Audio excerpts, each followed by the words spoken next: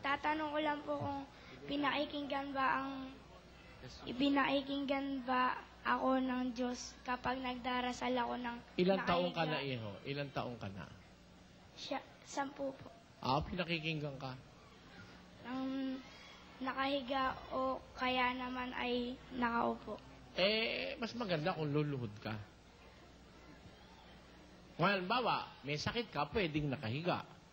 O kaya nakaupo. Pero pag wala kang sakit, lumuhod ka. Kasi, kaya nga tayo nilagyan ng Diyos ng tuhod, para tayo lumuhod.